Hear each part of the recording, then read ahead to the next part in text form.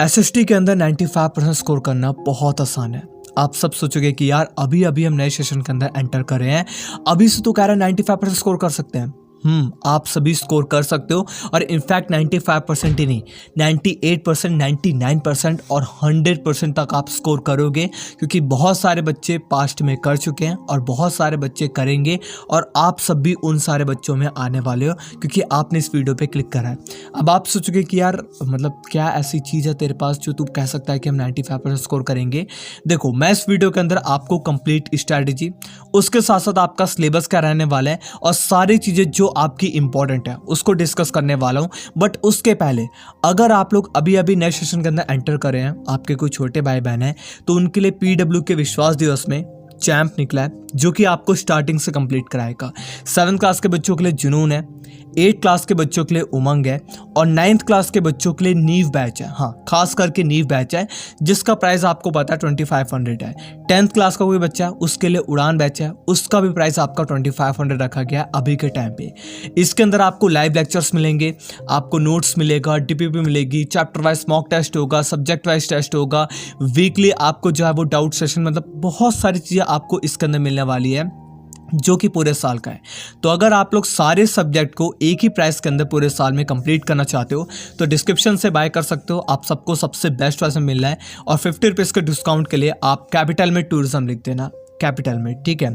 तो सबसे पहले शुरुआत करेंगे आपके एसएसटी की सबसे इंपॉर्टेंट टिप से। तो सबसे पहले टिप की बात करूं तो सबसे इंपॉर्टेंट है और यही आपकी लास्ट टिप भी होगी इस पूरी वीडियो के अंदर। इंपॉर्टेंट क्या है? आप जब भी एसएसटी पढ़ने बैठते हो एनसीईआरटी आपके सामने होती है।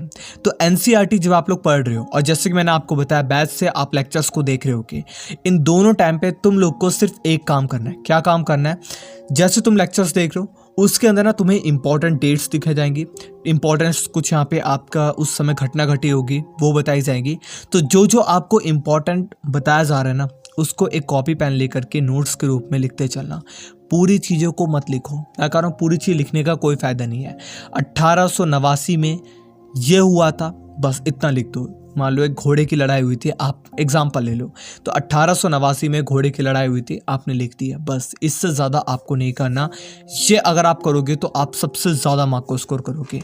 अब आ जाते हैं आपके सिलेबस पे कि सिलेबस में एक्चुअल में क्या आने वाला है। हम आ चुके हैं आपके सिलेबस पे और सबसे इंपॉर्टेंट बात आपको बता रहा हूँ, ये जो सिलेबस है वो आपका एक्चुअल में ऐसे रहने वाला है। हाँ, काफ़ी बंदे कहेंगे कि यार नहीं, सिलेबस, आपके सिलेबस में कुछ भी चेंजेस नहीं हुए थे ना, इस साल आपके चेंजेस जो है वो नहीं होंगे, ठीक है। तो आपको ये चीज़ का ध्यान देना है कि इस सिलेबस को अभी मान करके आपको अपनी सिलेबस को पढ़ना जो है वो स्टार्ट कर देना है। तो हिस्ट्री की बात करूँ सबसे पहले, तो आपको जो सबसे पहला चैप्टर है द फ्रेंच रेवोल्यूशन, इसके अंदर आपकी ये सारे के सारे टॉपिक आ रहे हैं। मैंने आपकी बुक्स को देखा तो न्यू एनसीईआरटी के हिसाब से इसके अंदर आपका कुछ भी चेंजेस नहीं है। अगर आप न्यू एनसीईआरटी को नहीं बाय करते हो तो हाँ, थोड़ा बहुत आपके चेंजेस आ सकते हैं, बट मैं आपको कह रहा हूँ न्यू एनसीईआरटी बाय भी करने की ज़रूरत नहीं है। आप ना मेरे को बताओ कमेंट बॉक्स में लिख करके, अगर आपको नहीं मिल रही तो मैं आपको पीडीएफ डाउनलोड करके बताऊंगा कैसे आपको नई एनसीईआरटी पीडीएफ के फॉर्म में जो है वो मिल जाएगी। दूसरा चैप्टर आपका socialism in Europe and the Russian revolution. इस चैप्टर में भी आपके सारे के सारे टॉपिक आ रहे हैं और कुछ भी आपका नहीं कटा है, यानी कि पूरा चैप्टर जो है वो आपका कंसीडर होने वाला है। थर्ड चैप्टर है आपका Nazism and the rise of Hitler. इस चैप्टर में से भी आपका कुछ भी नहीं कटा है, ये चैप्टर भी आपका कंप्लीट आने वाला है क्लास 9 के पूरे सिलेबस के अंदर। इसके बाद जो आपका चौथा चैप्टर है, इसके अंदर से आपका कुछ नहीं आएगा। आप कहेंगे एक सेकंड सुनना मेरी बात।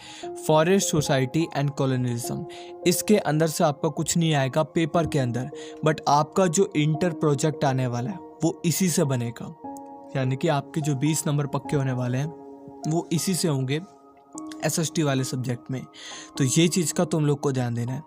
पाँचवा चैप्टर आपका यहाँ पे पेस्टोलिस इन द मॉडल वर्ल्ड। मेरे यहाँ पे से बताओ रात हो गई है, मैं बहुत सारी वीडियोस बना चुका हूँ, इसलिए थोड़ी ज़बान जो है वो लड़खड़ा रही है, ठीक है। तो ये जो चैप्टर है ये भी आपका कंप्लीट आने वाला है, इसको भी आपको जो है वो अच्छे से पढ़ लेना है। इसके बाद आपकी पॉलिटिकल साइंस जो है वो स्टार्ट होती है। इसके अंदर सबसे पहला चैप्टर है what is democracy and why democracy. ये भी आपका कंप्लीट आने वाला है, पूरा का पूरा चैप्टर, इसमें से भी आपका जो है वो कुछ भी कट नहीं हुआ है। सेकंड है आपका कॉन्स्टिट्यूशनल डिज़ाइन, इसके अंदर से भी आपका कुछ भी कट नहीं हुआ है। ये भी आपका जो है वो पूरा आने वाला है सिलेबस के अंदर। थर्ड है आपका इलेक्ट्रल पॉलिटिक्स, इसके अंदर से भी आपका कुछ नहीं कटा है, पूरा चैप्टर आपका जो है वो कंसीडर होगा। जो चैप्टर आपको मैं बता रहा हूँ वही आने वाले हैं। पुरानी एनसीईआरटी में आपके काफ़ी चैप्टर्स ही कट गए थे, यानी कि कुछ चैप्टर्स को उड़ा दिया गया था, तो वो चैप्टर अगर आपके इसमें नहीं बता रहा ना तो चैप्टर को पढ़ने की ज़रूरत नहीं जो आपके बुक के अंदर होंगे। चौथा आपका वर्किंग ऑफ इंस्टीट्यूशन, ये चैप्टर आपका आने वाला है और पूरा चैप्टर आपका आएगा, ये आपको पढ़ने की जो है वो कंप्लीट ज़रूरत है। इसके बाद है आपका अगला डेमोक्रेटिक राइट, जो कि आपको अच्छे से कंप्लीट पढ़ लेना है, ये भी आपका जो है वो आने वाला है। इसके बाद ज्योग्राफी आ जाता है। ज्योग्राफी के अंदर सबसे पहला चैप्टर है इंडिया साइज एंड लोकेशन, ये आपका पूरा चैप्टर आने वाला है। इसके अंदर से आपका कुछ भी कट नहीं करा गया है। जो चैप्टर कट हो चुके हैं उनको मैं नहीं बता रहा हूँ, तो आप उसको समझ जाना कि वो कट चुके हैं। सेकंड है आपका फिजिकल फीचर्स ऑफ इंडिया, ये भी आपका कंप्लीट चैप्टर आने वाला है। इसमें से भी आपका जो है वो कुछ भी कट नहीं है, यानी कि पूरे चैप्टर को आपको जो है वो पढ़ने की ज़रूरत है। थर्ड है आपका ड्रेनेज, ये चैप्टर भी आपका जो है वो कंप्लीट आने वाला है। इस चैप्टर को भी आपको जो है वो पूरा पढ़ लेना है, ड्रेनेज चैप्टर को। इसके बाद है आपका फोर्थ क्लाइमेट, ये भी आपका चैप्टर जो है वो पूरा आने वाला है। इसके अंदर से भी आपका कुछ हरकत नहीं है, बट इसके बाद जो आपका पांचवा चैप्टर है नेचुरल वेजिटेशन, इसके अंदर आपका प्रोजेक्ट में आएगा। हाँ, प्रोजेक्ट में इसमें से क्वेश्चन जो है वो आपके बन सकते हैं। और एक सबसे इंपॉर्टेंट बात बता रहा हूँ, जो चैप्टर नहीं आ रहे उनको मैं नहीं बता रहा, जो चैप्टर आने वाला है उसी को बता रहा हूँ, तो आप वही समझो जो आने वाले हैं इस वीडियो के अंदर। जो आपको नहीं बता रहा वो आपके डिलीट हो चुके हैं। अगला है आपका पॉपुलेशन चैप्टर, जो कि आपका कंप्लीट आने वाला है जियोग्राफी के अंदर से। इसके बाद है आपकी इकोनॉमिक्स, जिसके अंदर सबसे पहला चैप्टर है आपका the story of village Palampur, ये आपको जो है वो कंप्लीट चैप्टर आने वाला है। इस पूरे के पूरे चैप्टर को आपको जो है वो पढ़ने की ज़रूरत है। इसके बाद है सेकंड आपका पीपल एज रिसोर्सेज, ये चैप्टर भी आपका कंप्लीट आने वाला है। इसको पूरा आपको अच्छे से पढ़ लेना है, सेकंड चैप्टर। थर्ड है आपका यहाँ पे पॉवर्टी एज अ चैलेंज, ये चैप्टर भी आपका कंप्लीट आने वाला है। इसमें से भी आपका कुछ डिलीट नहीं है। चौथा आपका फूड सिक्योरिटी इन इंडिया, ये चैप्टर भी आपका कंप्लीट आने वाला है। हाँ, कुछ चैप्टर्स ऐसे थे जिनमें से आपके जो एग्ज़ाम है उसके अंदर मैप में ही क्वेश्चन बनेगा, बट कहने की बात है आपके कभी कभार वैसे भी क्वेश्चन बन जाते हैं, तो मैं इसलिए कह रहा हूँ कि वो चैप्टर भी आपको जो है वो पढ़ने की ज़रूरत है। जितने मैंने आपको बताए, जो डिलीट हो चुके थे उनको हटाने के बाद मैंने आपको बताए थे। ठीक है, तो यहाँ पर इस वीडियो का एंड करते हैं। आप सभी का बहुत बहुत धन्यवाद।